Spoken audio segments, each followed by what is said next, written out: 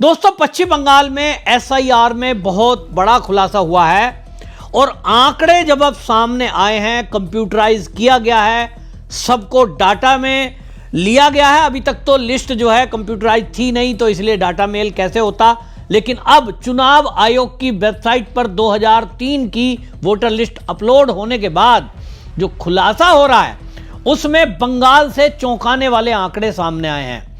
बंगाल के बारे में अब एसआईआर जब शुरू हुई तो चुनाव आयोग का जो डाटा है वो ये बता रहा है कि बॉर्डर एरिया जो कि बांग्लादेश से लगता हुआ है, 9 जिले बंगाल के ऐसे हैं जिनकी सीमा बांग्लादेश से लगती है। वहां रजिस्टर्ड बॉर्डर जो है उस एरिया में पिछले 23 साल में 66% तक की बढ़ोतरी हुई है और ये नॉर्मल नहीं है।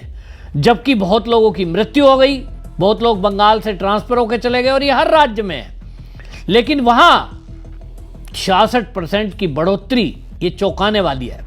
डाटा को आगे खंगाला गया तो जिले वाइज जो आंकड़े आए हैं वो अपने आप में कहानी बयान कर रहे हैं कि किस तरह से बंगाल में घुसपैठियों को बड़ी संख्या में वोटर बनाया गया। एसआईआर से जो डाटा आया है उसमें पता चला कि 2002 में बंगाल के अंदर कुल मतदाता 4,58,00,000 थे। ये 2025 में बढ़कर 7,63,00,000 हो गए। ये इतनी बड़ी बढ़ोतरी है कि कुछ जिलों में तो 105% बढ़ोतरी हुई है।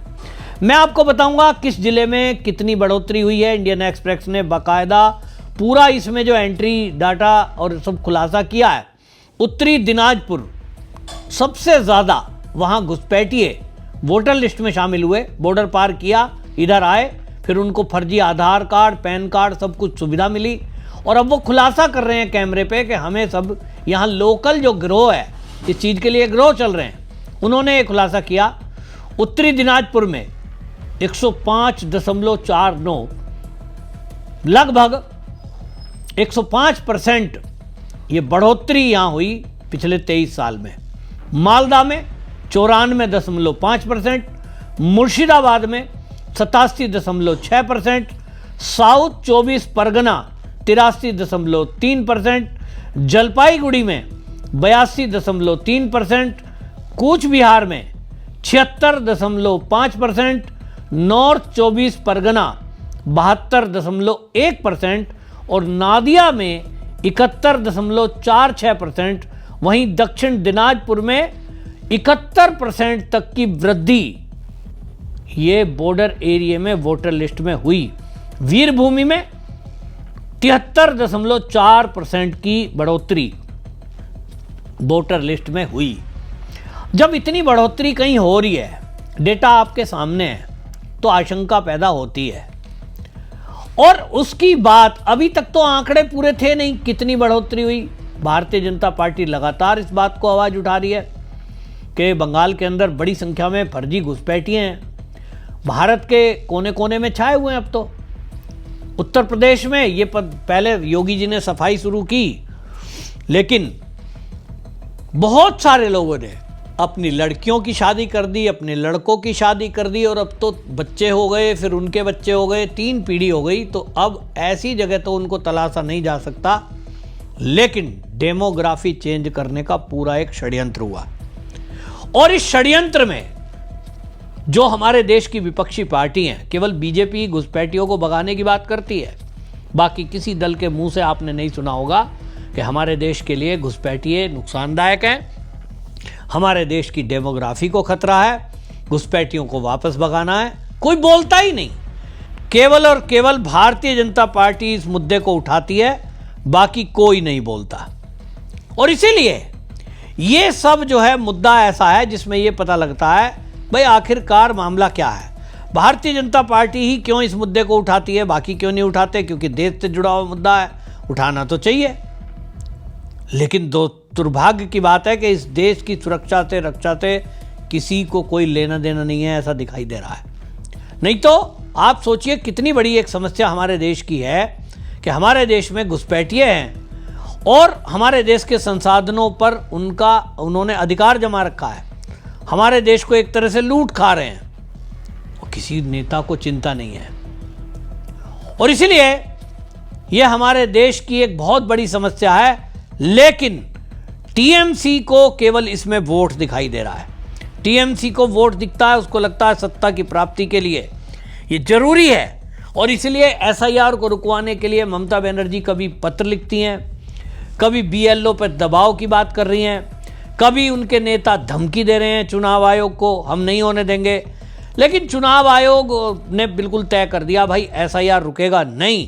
लेकिन देश को ये बात समझने की है और न्यायपालिका को भी ये बात समझने की है। सुप्रीम कोर्ट में ये दोबारा केस लगा रहे हैं, तो भाई सुप्रीम कोर्ट इस चीज को, इन आंकड़ों को जरूर देखे। और अब चुनाव आयोग ने ये आंकड़े जुटाए तो ये सुप्रीम कोर्ट में प्रस्तुत किए जाएंगे कि ये जो पार्टियां, राजनीतिक पार्टियां इस एसआईआर का विरोध कर रही हैं, हम तो केवल लोगों से आंकड़े जुटा रहे हैं। जो 2003 की वोटर लिस्ट में जिनके फैमिली का, माता पिता का नाम नहीं है, वो भारत में पैदा कहां से हो गए? इसका मतलब बाहर से आए हैं, साफ बात है। तो भाई इसीलिए उनको हटाने की बात की जा रही है। अब इसमें किसी को दिक्कत क्यों हो? देश में राजनीति आपको करनी है तो क्या इस देश के सुरक्षा को खतरे में डाल के? ये कौन सी तुक है? और इसलिए चुनाव आयोग बार बार सुप्रीम कोर्ट में जवाब देता है, लेकिन ये भी प्रक्रिया, अब मुझे सुनाई दे रहा है कि सुप्रीम कोर्ट में फिर से एक एप्लीकेशन स्वीकार कर ली गई है। अब की बार केरल के मुख्यमंत्री यानी केरल सरकार जा रही है। तो सुप्रीम कोर्ट इसकी सुनवाई क्यों करता है? जब पहली बार एक बार तय हो गया एसआईआर, ठीक है, फिर दोबारा एप्लीकेशन सुनाई जा रही है। कहीं ना कहीं चुनाव आयोग के काम में रोड़ा अटकाने की हर बार कोशिश की जाती है। ममता बनर्जी पत्र लिखकर रोकने की बात करती हैं, फिर जो है उसमें एसआईआर में अब डाटा की बात आ रही है। भाई जिस सरकार ने पहले ही घुसपैठियों के इतने नाम ऐड किए और वो बिना राष्ट्रपति शासन लगे जो धमकी दे रही हैं, उससे क्या उम्मीद आप कर रहे हो? लेकिन अब टीएमसी की शिकायत बीजेपी के नेता कर रहे हैं, शुभेंदु अधिकारी मुद्दा उठाते हैं। वो कहते हैं कि साहब डाटा एंट्री में प्राइवेट लोगों को लगाया हुआ है। जब टीएमसी के कार्यकर्ता ही डायरेक्ट इनडायरेक्ट एंट्री करेंगे तो वो तो गड़बड़ी एंट्री करेंगे, उसको कैसे ट्रेस करोगे आप? सरकारी आदमी लगाकर ही आपको ये काम कराना चाहिए। ये चुनाव आयोग ने, और भी नहीं तो भाई टेम्परेरी भर्ती कर लेते। अब टेम्परेरी भर्ती कर लेंगे तो पूरे साल क्या करेंगे? सरकारी कर्मचारी जिन राज्यों में चुनाव नहीं है वहां से ट्रांसफर करो। डेटा का काम है, ऐसा तो नहीं है कि डेटा का काम ये बंगाल में बैठ के ही होगा। इसकी एंट्री तो आप कहीं भी कर सकते हो। कोई भी एक ऑफिस में कहीं भी कोई एक टेम्परेरी ऑफिस बना लो, नहीं तो आपके पास जो फॉर्म आए उनको लेकर आओ। आपके पड़ोस में बिहार है, आपके पड़ोस में असम है, वहाँ सरकारी कर्मचारियों को इस काम में लगाया जा सकता है। एक एक राज्य का एसआईआर करा लो, कुछ लोगों की टीम आसपास के राज्य से बना लो। अब मैं ऐसी बातें कह रहा हूँ, चुनाव आयोग कहेगा मुझे सलाह दे रहे हैं। तो भाई ये जो तरीका अपनाया हुआ है आज की डेट में चुनाव आयोग ने, कि बंगाल में बंगाल के ही कर्मचारी सरकार के विरुद्ध कैसे निर्णय ले लेंगे, कैसे काम कर लेंगे? बंगाल में अगर ममता बनर्जी मुख्यमंत्री ये कह रही है कि एक भी नाम कटना नहीं चाहिए, किसी क्लर्क लेवल के कर्मचारी की क्या हिम्मत है कि टीएमसी का कार्यकर्ता पीछे खड़ा हो और वो एंट्री ना करे? बंगाल का तो माहौल इतना खराब है। मैंने पहले भी उदाहरण दिया कि सुप्रीम कोर्ट की एक महिला महिला जज ने ममता बनर्जी के नेता के विरुद्ध जो भर्ती घोटाला आया था, टीचर भर्ती घोटाला, पार्थ चटर्जी के विरुद्ध फैसला करने की सुनवाई करने से मना कर दिया और टिप्पणी की थी कि मेरी परिवार क्योंकि कोलकाता में रहता है, मैं इस केस को नहीं सुनूंगी क्योंकि उनकी जान को खतरा है। सोचिए, सुप्रीम कोर्ट की जज अपनी फैमिली की चिंता करते हुए केस से अलग कर लेती है। एक क्लर्क की क्या हैसियत है, बीएलओ की क्या हैसियत है कि वो ममता बनर्जी के फैसले के विरुद्ध काम ना करे?